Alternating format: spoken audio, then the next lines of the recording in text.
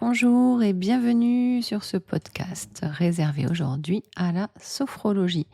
Nous allons donc parler de la sophrologie, essayer de la définir, à qui s'adresse la sophrologie, comment pratiquer, dans quelle posture et quels sont les bienfaits. Et ensuite, il y aura un temps pour les questions-réponses qui m'ont été posées. Voilà, donc je tenterai d'y répondre au mieux. S'il reste des questions, des interrogations à la fin de l'écoute de ce podcast, prenez le temps de me les poser, j'y répondrai avec grand plaisir. On commence tout de suite par une petite définition, ou du moins ce que je peux vous dire de la sophrologie. Alors, c'est une vraie pratique, une vraie méthode qui a été créée par un neuropsychiatre qui s'appelait Alfonso Caicedo. Donc c'est une méthode progressive. C'est avant tout une pratique psychocorporelle. Donc psycho, le mental, l'esprit, corporel, le corps, qui favorise donc l'équilibre entre le corps, l'esprit et les émotions. Elle combine des techniques de relaxation, de respiration et de visualisation positive. Le terme sophrologie est inspiré du grec ancien. Il signifie l'étude de l'harmonie de la conscience. Donc sos pour harmonie, phrène pour l'esprit et logos pour la science ou le discours. La sophrologie repose sur 4 grands principes et les 3 qui sont vraiment importants pour vous qui souhaitez pratiquer la sophrologie. Il s'agit de l'action positive. C'est toute action en fait positive sur une partie de la conscience a une répercussion positive sur l'ensemble de l'individu. Si ma tête va mieux, mon corps ira mieux. Moi, je le vois à chaque fois, mais essayez de prendre des exemples dans votre quotidien. De façon personnelle, vous allez voir que les deux sont tout le temps liés, finalement. Un grand principe aussi qui est important, c'est le principe du schéma corporel comme réalité vécue. Donc ce principe reconnaît l'importance du corps dans l'expérience humaine. Et par la pratique régulière de la sophrologie, vous apprendrez à reconnaître les sensations de votre corps, privilégiant ainsi une connexion plus profonde avec vos ressentis. On en parlera un petit peu plus tard. Le principe d'adaptabilité, hyper important en fait. Bien sûr, le sophrologue doit adapter les exercices à vos besoins spécifiques, en fonction de votre état du moment. C'est moins vrai lors de séances collectives.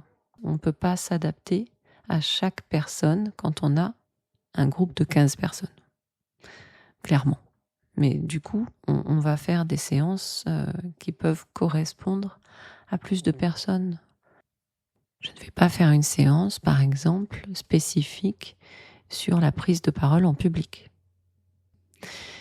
Et c'est vrai que la sophrologie, donc on n'a pas parlé je n'ai pas parlé du 4e principe qui est la réalité objective, qui concerne plus le sophrologue, là, qui doit accueillir son client en prenant en compte sa propre réalité à lui.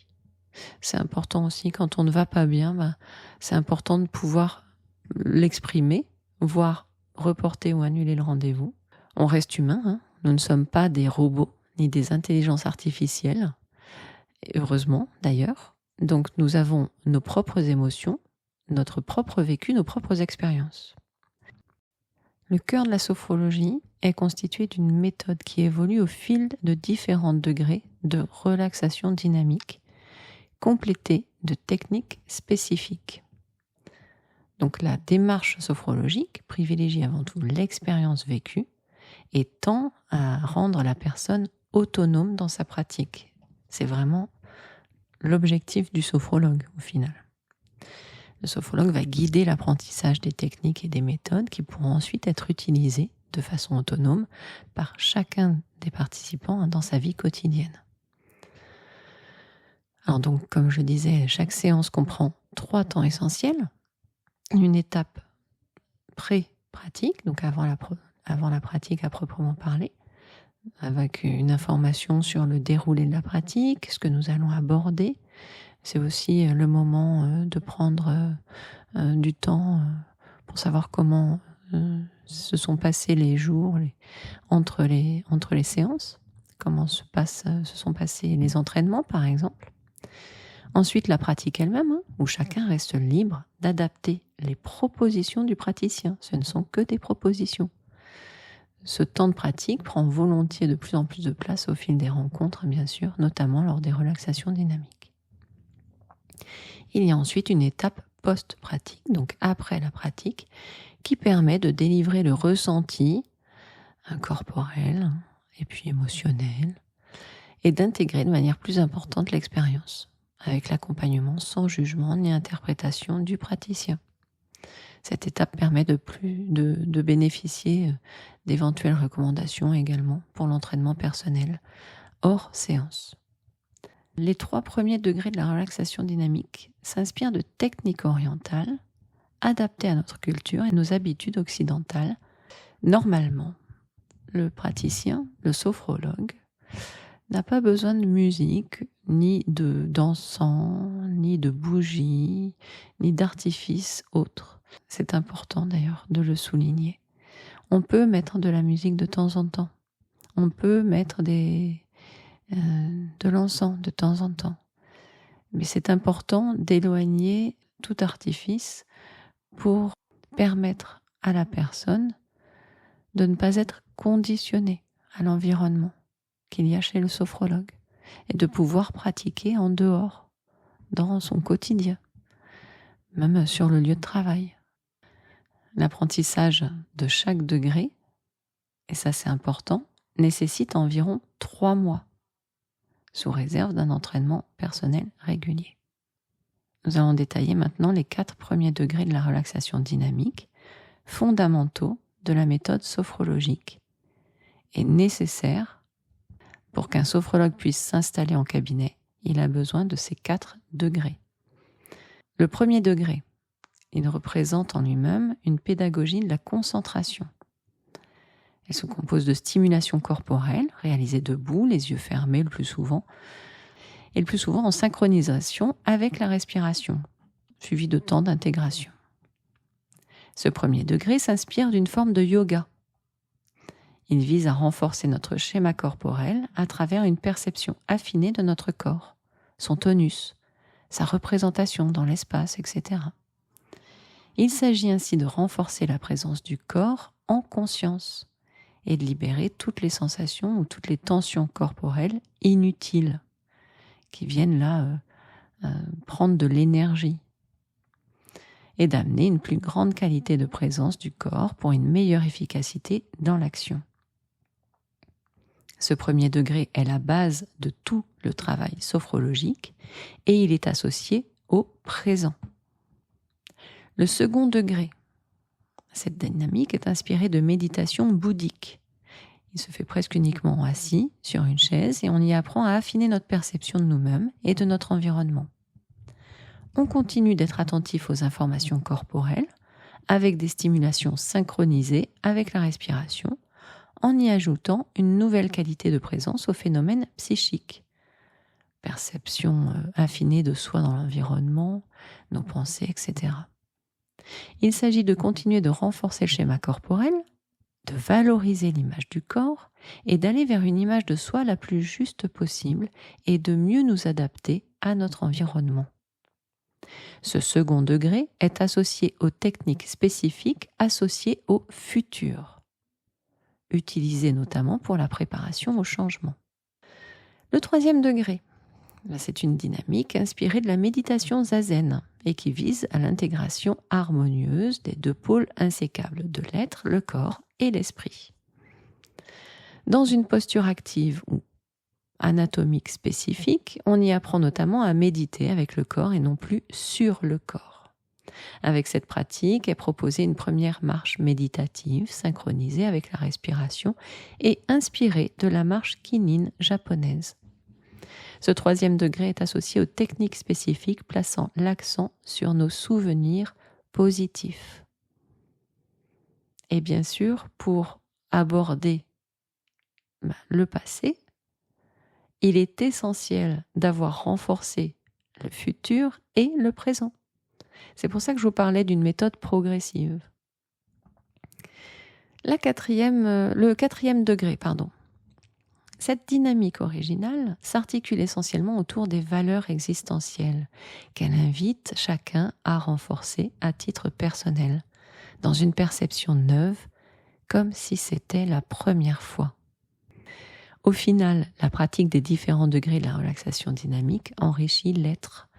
La présence du corps y reste prépondérante et est la base de toute la méthode, la base de la conscience elle-même, comme processus permettant l'intégration de toutes nos expériences.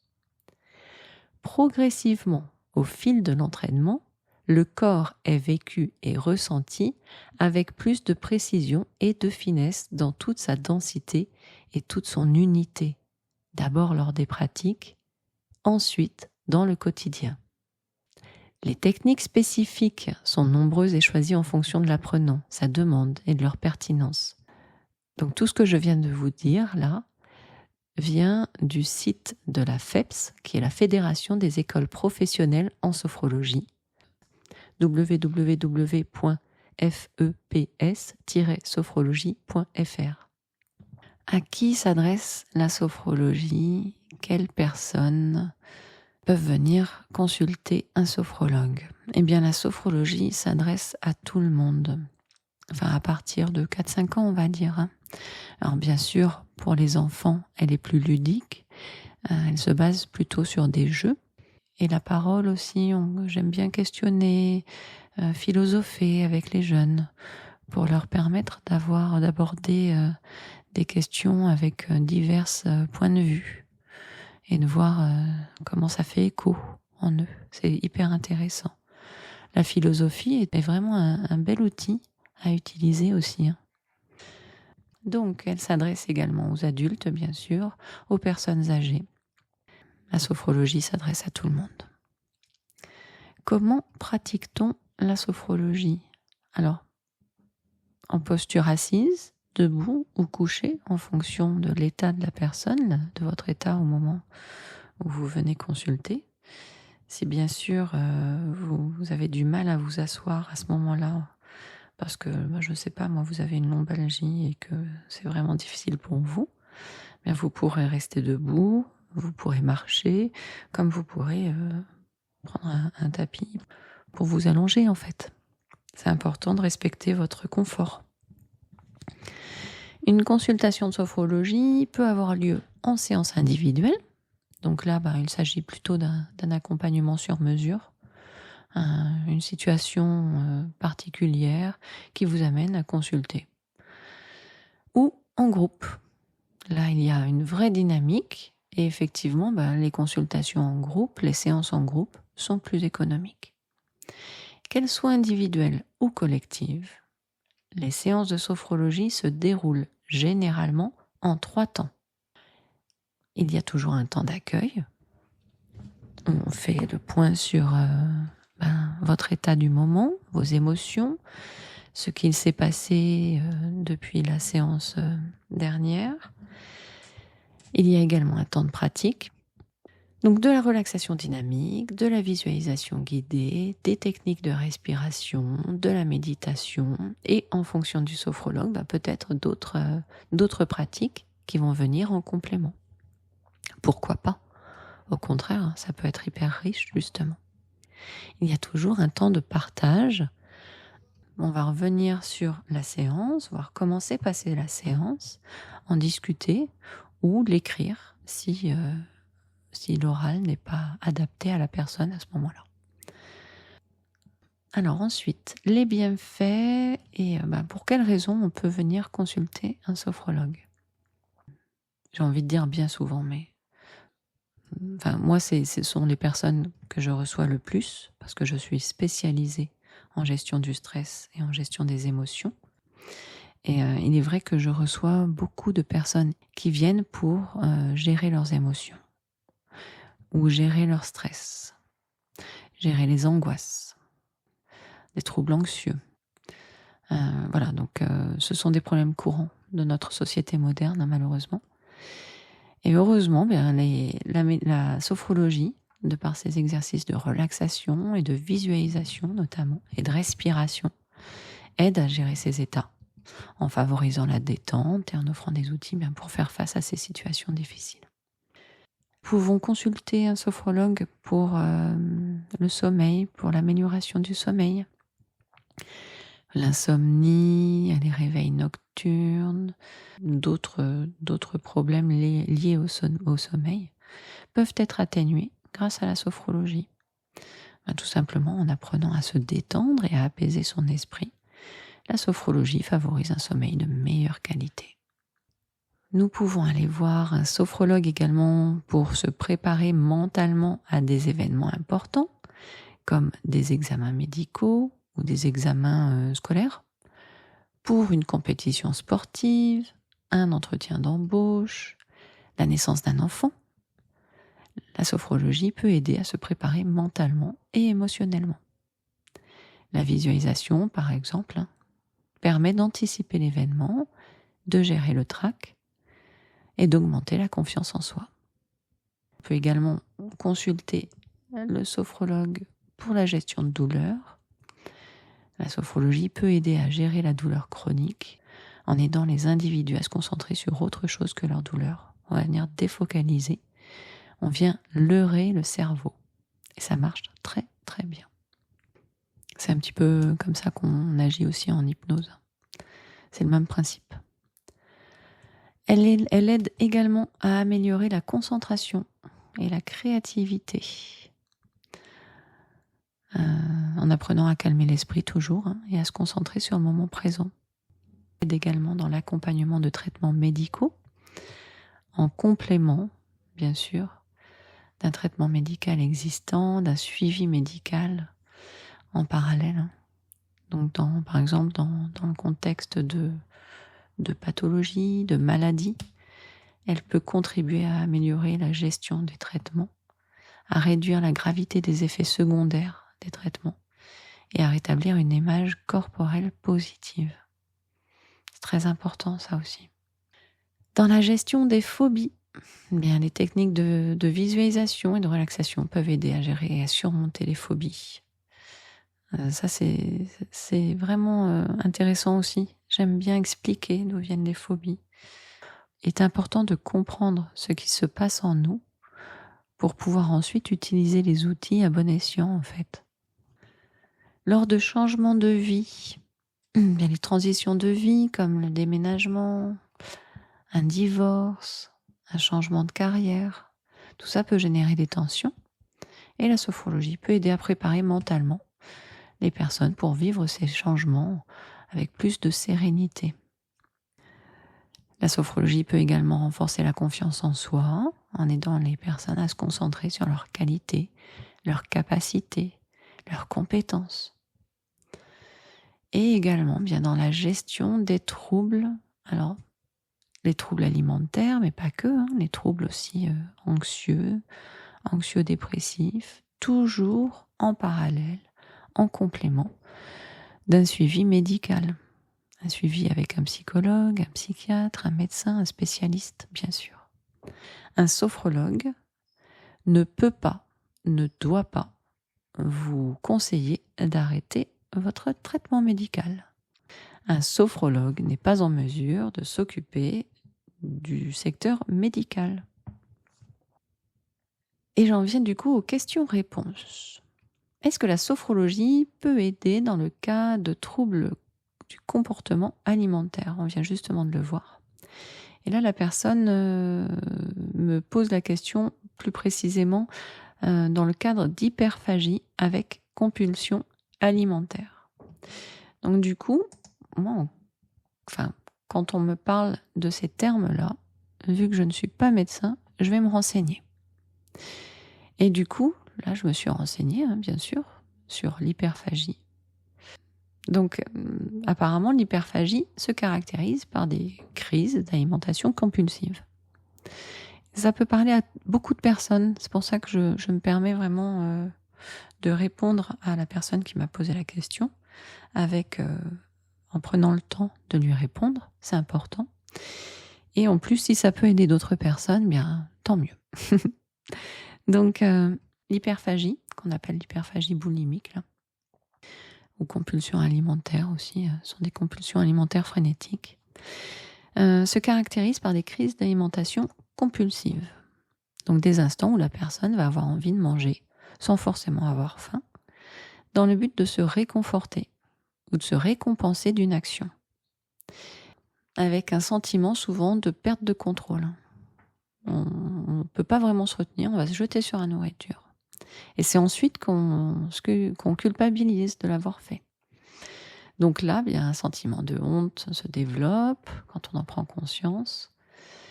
Par contre, la personne, ici, dans ce cas présent, si j'ai bien compris ce que j'ai lu, ne va pas chercher pour autant à éliminer la nourriture avalée. Elle ne va pas se faire vomir, par exemple, comme les personnes qui souffrent de boulimie.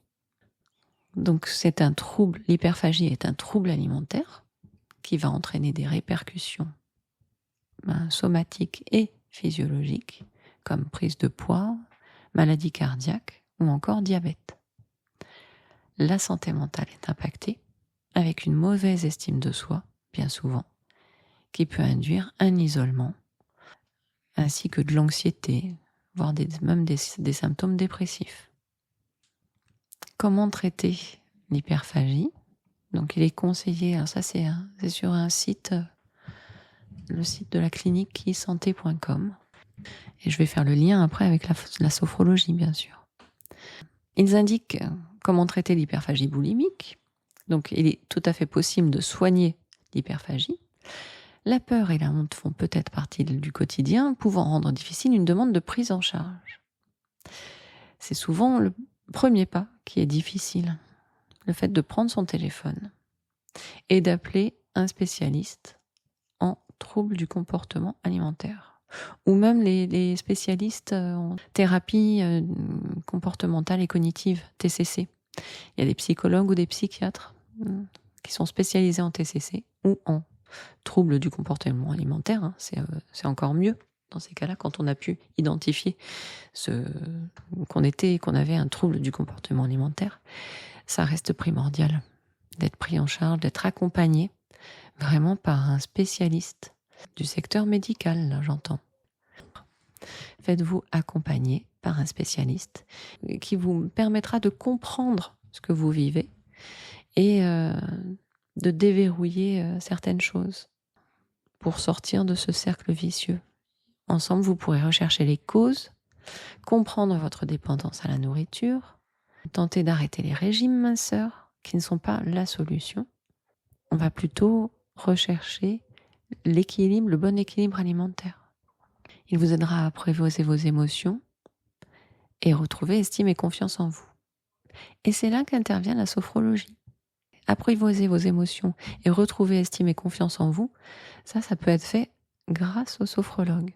Alors vous me direz, oui, mais pourquoi dans ces cas-là prendre un psychologue ou un psychiatre spécialisé en TCC et un sophrologue à côté ? Très bonne question, vous répondrai-je.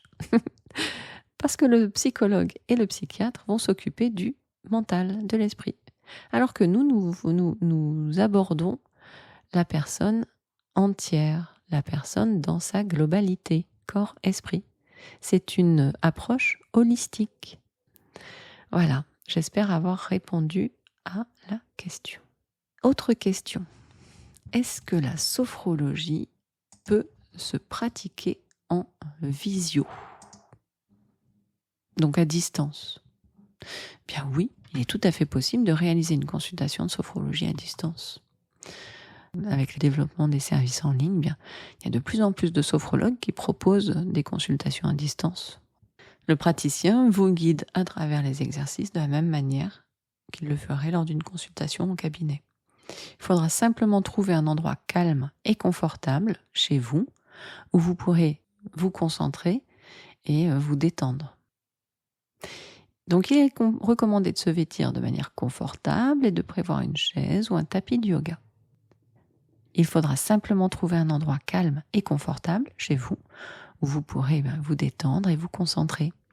Il est recommandé de se vêtir de manière confortable et de prévoir une chaise, un canapé, un fauteuil ou un tapis de type yoga. La consultation offre plus de flexibilité. Ben oui, on peut s'organiser la session à un moment ou un endroit qui vous convient le mieux. C'est une option, c'est l'option idéale pour celles et ceux qui ont un emploi du temps chargé, ou qui ont du mal à se déplacer, ou qui vivent dans des zones sans accès facile à un cabinet de sophrologie, bien sûr. Mais pour autant, il est important de noter que la qualité de la connexion Internet et la capacité à créer un environnement propice à la relaxation chez soi sont des facteurs importants pour une consultation à distance réussie. Et même si la sophrologie à distance peut être très bénéfique, certaines personnes peuvent préférer les consultations au cabinet pour une interaction plus directe, quoi. Donc il est recommandé bien sûr de choisir le format qui vous convient le mieux en fonction de vos préférences personnelles et de votre situation, bien sûr. Autre question, recommandez-vous un nombre de séances? Une question très intéressante qui m'est souvent demandée et à laquelle j'ai du mal à répondre, car tout dépend des raisons qui vous amènent à consulter. Et avec le recul, lié à l'expérience, je me rends compte qu'une personne avec, par exemple, une pathologie qui entraîne des douleurs chroniques ou un traitement médical lourd, un handicap, une personne qui vit une situation difficile depuis plusieurs mois, par exemple, aura besoin de séances régulières sur du long terme. Alors qu'un jeune, par exemple, qui vient pour se préparer au bac, lui, il aura besoin de 5 ou 6 séances. Parfois un peu plus, parfois moins. Autre question. La sophrologie est essentiellement de la visualisation? Eh bien non. En fait, la sophrologie, c'est la méthode complète. Donc c'est un ensemble de choses. Et d'ailleurs, il n'y a pas forcément de visualisation lors d'une séance. Ça arrive de ne pas faire de visualisation. Et pour être tout à fait honnête, il n'y a pas forcément de pratique en tant que telle. Et oui, parfois les personnes viennent uniquement me parler de ce qui les préoccupe. Alors, cela demande d'être formé à l'écoute active. Et pour moi, l'écoute, c'est 70% de l'accompagnement. Elle fait partie intégrante de la sophrologie et de la pratique. Donc vous vous rendez bien compte qu'une personne formée à la sophrologie en 15 jours n'aura pas cette écoute active. Sauf si cette personne, si ce sophrologue-là est psychologue ou médecin, qu'il est spécialisé, qu'il est avant tout thérapeute, qu'il a suivi une formation conséquente. Et là, oui, il peut se former à la sophrologie en 15 jours, 3 semaines pour avoir les bases, lui apporter des techniques supplémentaires qui lui serviront. Mais l'écoute active est très, très importante dans notre profession. C'est une vraie démarche humaniste, une technique de communication. Elle a été mise au point par un psychologue, Carl Rogers, basée sur différents principes comme le respect, l'écoute sans jugement, quelle que soit la situation. C'est savoir également respecter le silence, comprendre parfois que les silences sont remplis d'émotions et il est nécessaire d'écouter ce silence avant de laisser la place aux mots.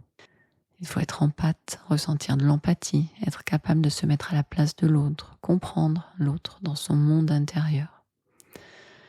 Ne pas être directif, laisser l'autre trouver ses propres ressources au fond de lui-même. J'ai une phrase d'ailleurs que j'ai préparée là, de Carl Rogers, que je trouve très chouette pour clôturer ce podcast. Carl Rogers donc disait cela. Quand j'ai été écouté et entendu, je deviens capable de percevoir d'un œil nouveau mon monde intérieur et d'aller de l'avant. Il est étonnant de constater que des sentiments qui étaient parfaitement effrayants deviennent supportables dès que quelqu'un nous écoute. Il est stupéfiant de voir que des problèmes qui paraissent impossibles à résoudre deviennent solubles lorsque quelqu'un nous entend. Je vous propose maintenant une séance à proprement parler de sophrologie. Eh oui, on ne va pas parler de sophrologie sans pratiquer, sinon cela n'aurait aucun sens. Prenez un temps là et installez-vous confortablement dans la posture qui vous convient maintenant. Je vous laisse le temps. Posture assise ou couchée. Debout, c'est pour les personnes qui font de la sophrologie depuis longtemps ou qui méditent, qui ont l'habitude de méditer depuis longtemps. Si par contre vous avez des vertiges ou si vous n'êtes pas à l'aise avec la posture debout, pratiquez plutôt assis ou allongé.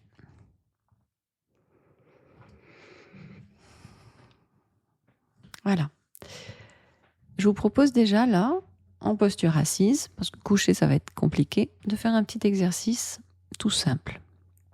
Un petit exercice de tête. Donc je vous explique déjà comment ça va se passer et ensuite nous allons pratiquer ensemble. Donc je vous explique. Nous allons faire un exercice de tête, tout simplement en respiration libre, donc sans chercher à contrôler la respiration. Nous allons faire un exercice de tête comme si nous voulions dire non. D'accord ? Nous allons bouger notre tête de gauche à droite et de droite à gauche. Nous reviendrons en posture initiale et ensuite nous allons bouger la tête comme pour dire oui, d'avant vers le haut, sans trop aller vers l'arrière pour ne pas casser entre guillemets les cervicales. D'accord ? Plutôt étirer la colonne. Voilà, vers le haut. Ensuite, nous choisirons de nous installer couché ou de rester assis pour une séance à proprement parler, sans visualisation, bien que, vous allez voir, nous visualisons quand même, je vais vous proposer quand même des petites visualisations.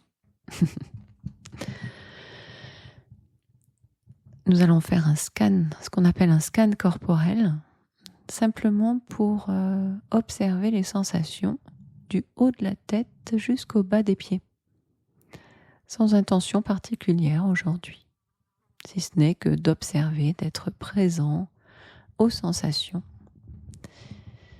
qui parcourent le corps, ainsi que les pensées que nous avons en tête, observer nos émotions, tout ça. C'est parti. Allez, je prends déjà un temps pour observer, ressentir ma posture assise. Les points de contact du corps avec l'assise, le sol, le dossier.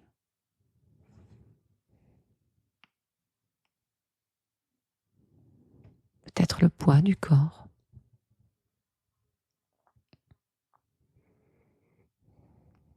Je me mets également à l'écoute des bruits autour de moi. Des sons à l'extérieur de la pièce, peut-être.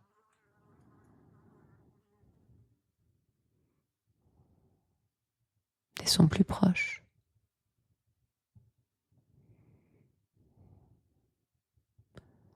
J'essaie, je tente de suspendre tout jugement. Même s'il y a des bruits qui sont désagréables, m'énervent, que j'aimerais être dans le calme. Je peux simplement accepter ces bruits puisque de toute façon ils sont déjà là. Je reste concentrée sur la voix que j'entends en gardant les bruits en fond sonore, en arrière-plan. Je peux simplement décider de rester concentrée sur la voix et uniquement sur la voix.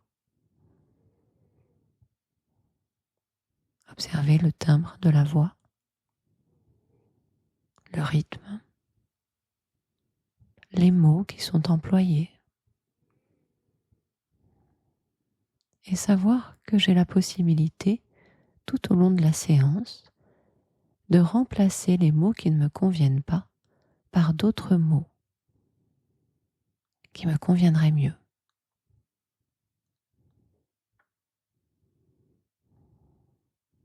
Je dirige maintenant mon attention vers ma tête. Et en respiration libre, je bouge ma tête de gauche à droite et de droite à gauche, comme pour dire non.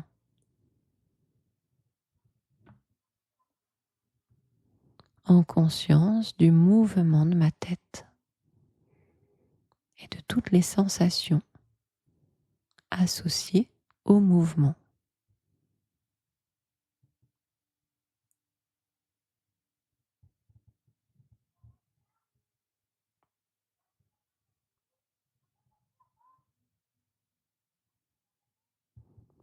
Je ramène ma tête droite dans l'axe. Puis maintenant, je bascule ma tête d'avant vers le haut, comme pour dire oui.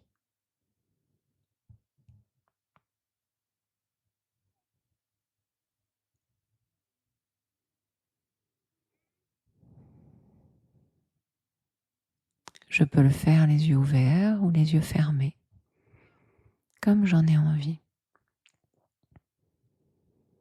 Je vous invite à fermer les yeux pour vous isoler maintenant du monde extérieur. Vous tentez pourquoi pas d'alterner les yeux ouverts, les yeux fermés. Expérimentez.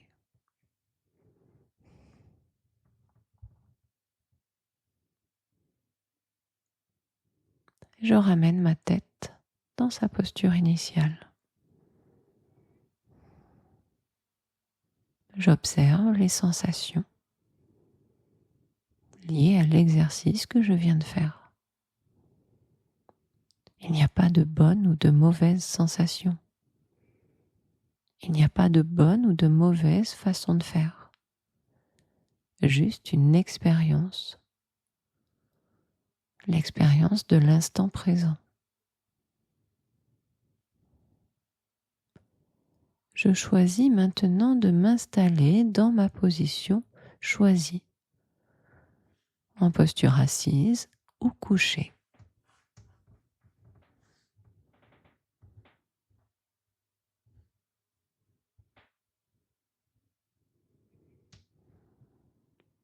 À nouveau, je prends conscience de mes points de contact.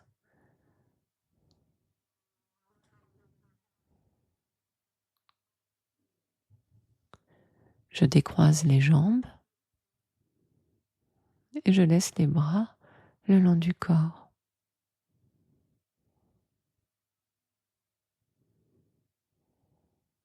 Toujours concentré sur la voix. Je dirige maintenant mon attention sur ma respiration, sans chercher à la modifier.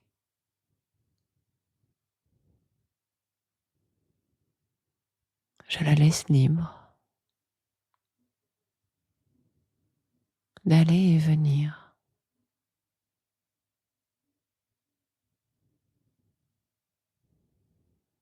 J'observe le va-et-vient de mon nombril.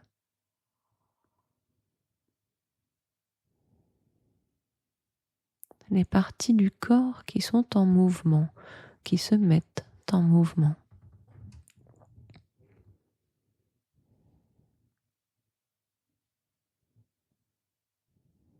L'amplitude de ma respiration.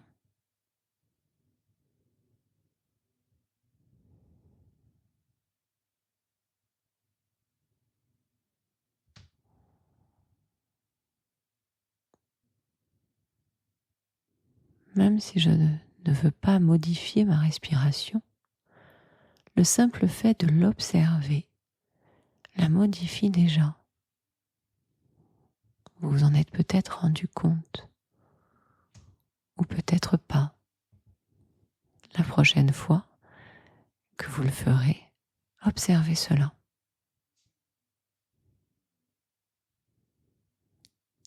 J'en profite pour observer mes pensées. À quoi je pense là maintenant?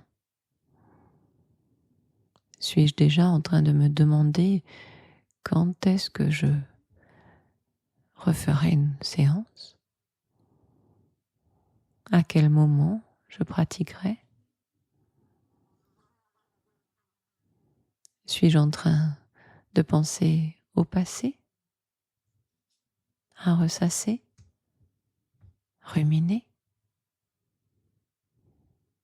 Suis-je plutôt dans le futur, en train d'anticiper, de planifier?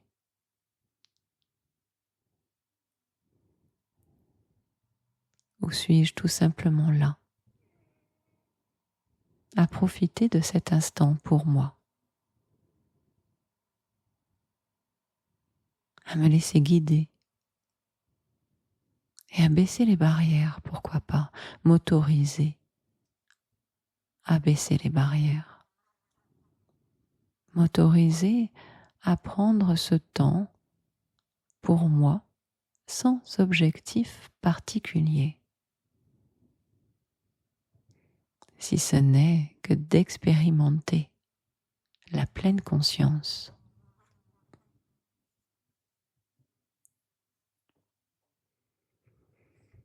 Je dirige mon attention maintenant vers mon crâne, mon cuir chevelu.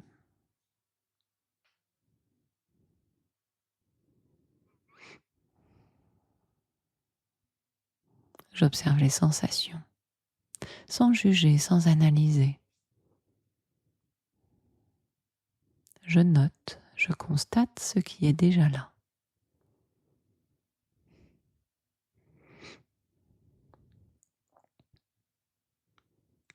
J'observe les sensations au niveau du front,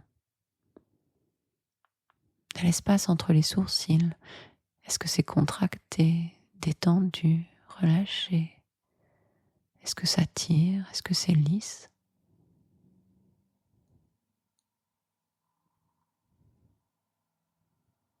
Je prends conscience de toutes les sensations au niveau des oreilles, des tempes,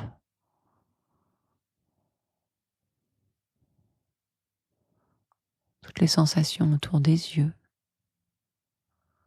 Et si cela n'est pas déjà fait, je peux fermer les yeux, fermer les paupières.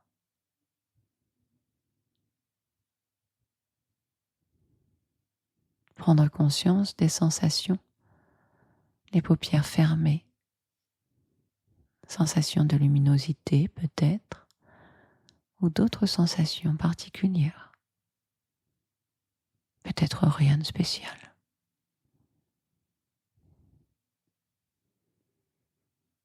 Je prends conscience de toutes les sensations au niveau du nez.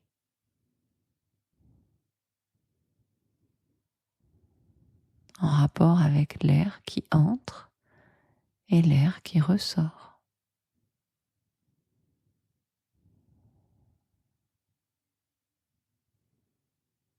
La quantité de l'air qui entre et qui ressort. Son trajet jusqu'au poumon.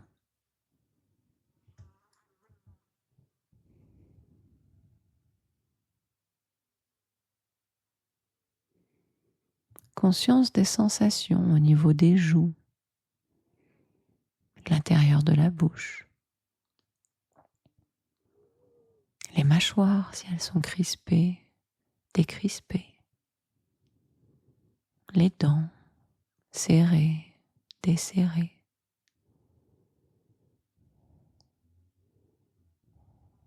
Les sensations dans la bouche. La présence de salive ou pas. La bouche sèche ou humide.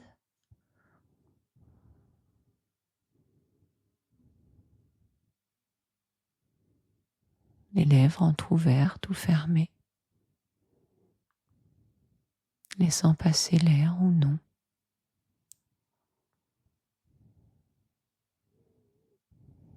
Je prends conscience des sensations au niveau de ma tête. Puis je descends et je prends conscience de mes cervicales. ma nuque, ma gorge, mon cou, peut-être du poids de la tête.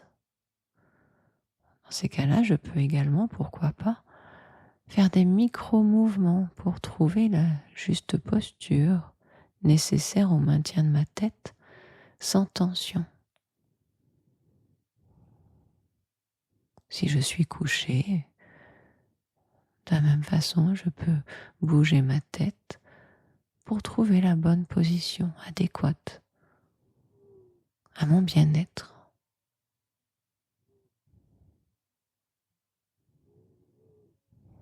J'observe les sensations au niveau des épaules, des bras, des coudes, des avant-bras. Je prends conscience de mes poignets et de mes mains,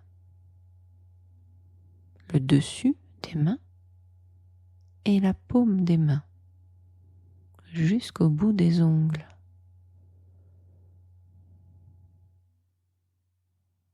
Sensation de chaleur, de fraîcheur, de moiteur. Peut-être que ça pique, que ça fourmille, que c'est électrique. Peut-être rien de particulier.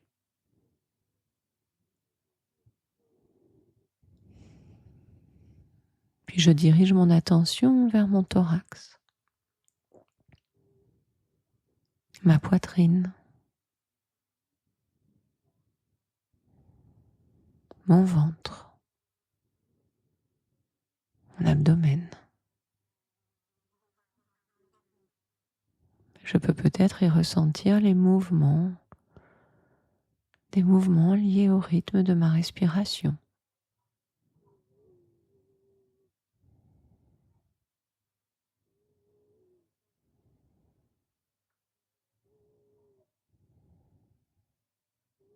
Je tourne mon attention maintenant vers mon dos et du haut du dos jusqu'au bas du dos, je parcours ma colonne vertébrale,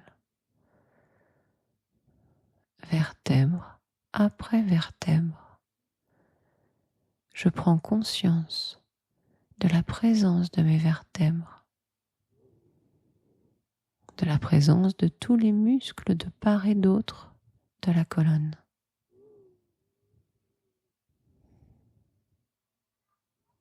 Et de toutes les sensations associées à mon dos, agréable ou désagréable, voire neutre. Je note.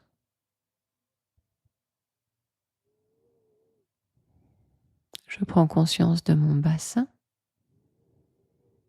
des muscles fessiers, du périnée,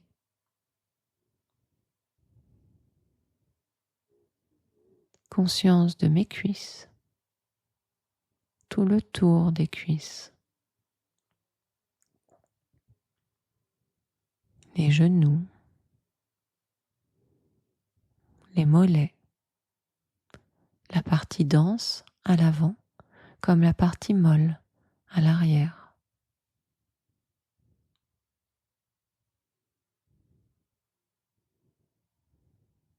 Je prends conscience des chevilles, conscience des pieds,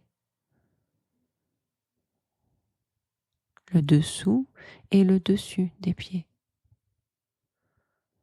ainsi que chaque orteil de chaque pied.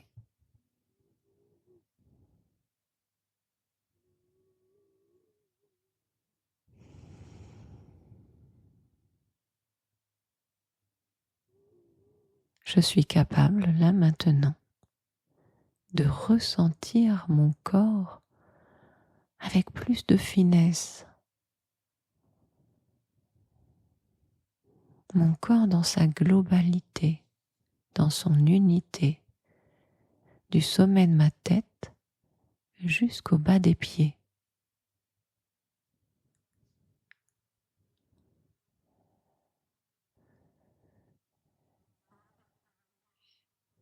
si j'ai des pensées là, un peu trop présentes, qui m'empêchent de suivre le cours de la séance,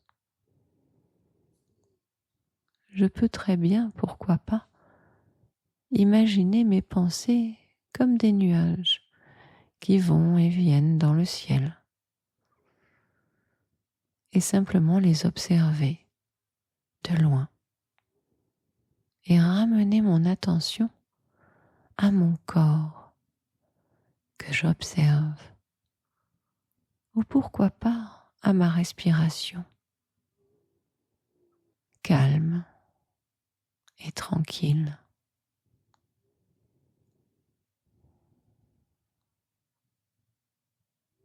Une respiration que je peux installer dans le bas du ventre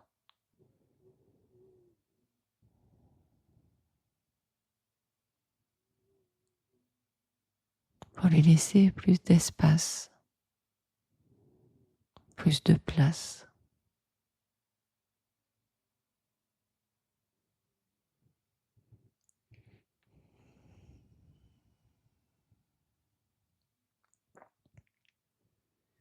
Je prends un temps pour noter tout ce qui se passe en moi là maintenant, avec bienveillance et une pointe de curiosité.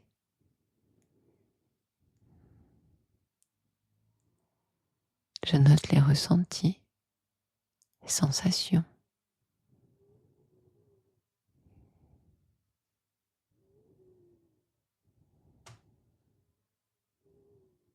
Je peux nommer là où les émotions présentes.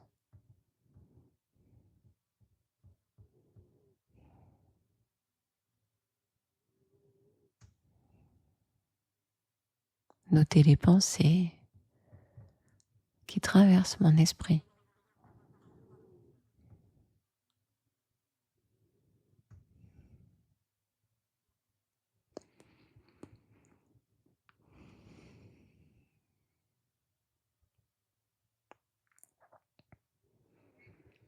Dans quelques instants, je vais reprendre le cours de ma vie, reprendre un peu plus de tonus musculaire, mobiliser mon corps. Pour cela, je vais commencer par bouger mes pieds. Je fais des ronds avec les pieds. Je peux bouger mes mains, pianoter mes doigts, m'étirer, bâiller, faire tous les gestes que j'ai envie, besoin de faire avant d'ouvrir mes yeux, pour revenir à un niveau de conscience un peu plus vigilant.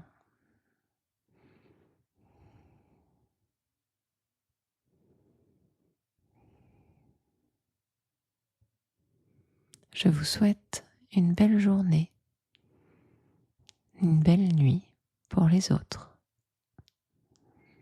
À bientôt.